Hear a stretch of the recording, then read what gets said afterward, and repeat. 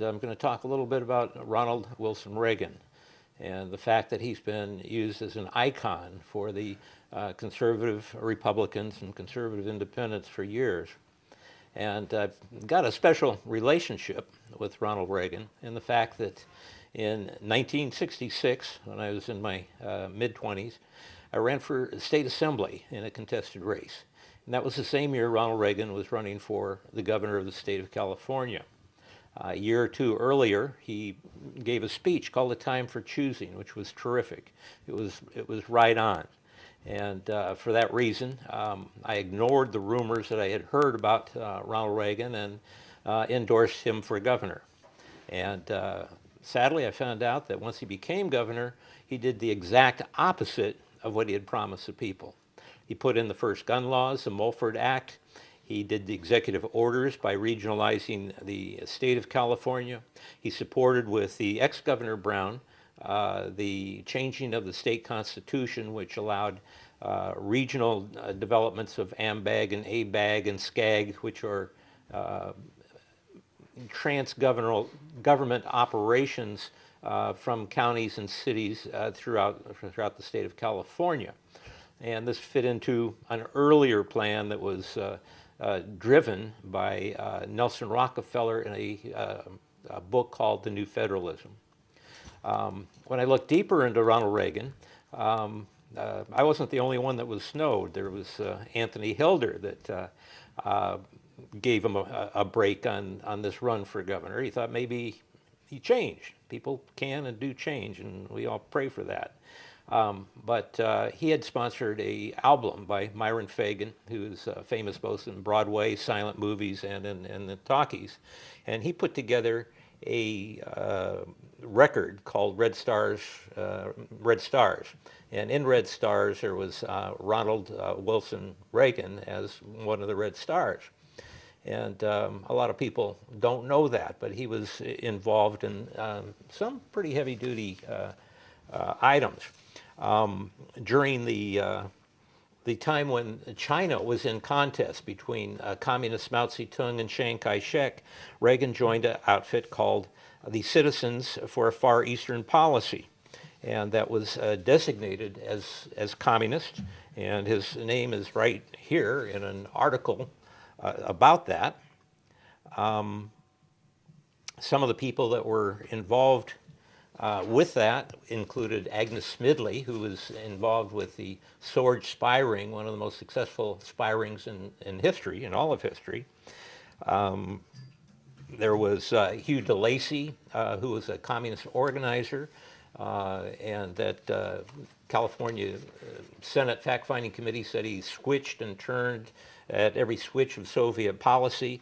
He was an organizer also in Santa Cruz. There's an interesting connection with the Santa Cruz nexus there in the fact that Leon Panetta was in contact with Hugh DeLacy, in fact honored this communist organizer at the Loudon Nelson Center in Santa Cruz. And because Leon Panetta actually was campaigning for Nelson Rockefeller because of his book called The New Federalism in the early 60s. And he went to the White House with Richard Nixon and was part of the Kissinger team to get Nixon out and to get Nelson Rockefeller made president. They got as far as having Gerald Ford, Bilderberger, appointing Nelson Rockefeller as vice president of the United States. But anyway, back to Ronald Reagan and his support of communist Mao. Let me do a little bit more on the Committee for a Democratic Far Eastern Policy. There's a few other names you should know besides Hugh DeLacy. Another name with this group is Herbert Apteker, and he was the theoretician of the American Communist Party. Victor Perlo was connected with one of the Soviet spy rings out of Washington, D.C. I already mentioned Agnes Smidley. There's scores of others that would just add on names, but let it be known that Ronald Reagan helped the communists and helped Red China, or Communist China, become communist. And as David Rockefeller said, Mao's taking over of communist China was one of the greatest experiments ever. And you can find Rockefeller's quote in there. And of course, it involved killing 80 million of their own people. But that never stuck to Ronald Reagan. Reagan also belonged to the American Veterans Committee. And again, according to the California Senate Un-American Activities Report, it says that the American Veterans Committee primarily, preliminary reports indicate that the group was under communist influence, and Reagan belonged to both the local and the national organization. And he was pushed. He saw that Reagan could be used. One of the more active positions Ronald Reagan took was for the Mobilization for Democracy. They put on a series on TV, a 13 series played on KLAC, and it was considered subversive by the House Committee on Un-American Activities. Once again, the California State Senate said the committee has reported communist as a communist front, and that it was dependent upon their secret loyalty to the Soviet Union. So we're talking about Ronald Reagan, and you'll see an album cover that talks about red stars over Hollywood, and Ronald Reagan was one of them. It turns out that later in 46 and 47, when the CIA was being formed, that he was picked up as a potential for the power elite. And his handler was a man by the name of Cord Meyer. Cord Meyer went to a school of a grouping in New England called the 10 Schools Admission Organization. These are schools, prep schools, that filter people into secret societies. The 10 Schools Admission Organization is a series of prep schools in New England, and what they do is they funnel people into secret societies or into positions for global control for a global world government. And Cord Meyer went to one of those schools, and he belonged to one of those secret societies at Yale that Dr. Anthony Sutton revealed, one of them which is Skull and Bones.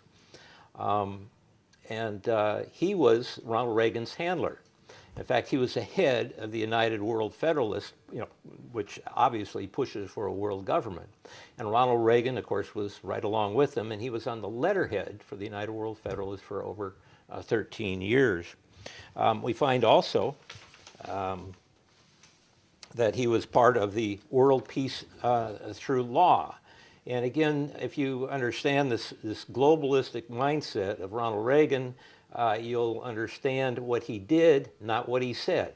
Just as the cult followers of Obama isn't doing what he said about getting the closing Guantanamo or doing a lot of other sensible things about being transparent, etc. But we find some of the people that Ronald Reagan is associated with on this World Peace Through Law. We find Alan Cranston, who was a founding member of Rockefeller's Trilateral Commission. We find Norman Cousins, who was also a head of the United World Federalists for a while. We find Robert M. Hutchins. Robert M. Hutchins was the head of the Ford Foundation's Center for the Study of Democratic Institutions in Santa Barbara. They had written a new constitution to replace the one that we presently have.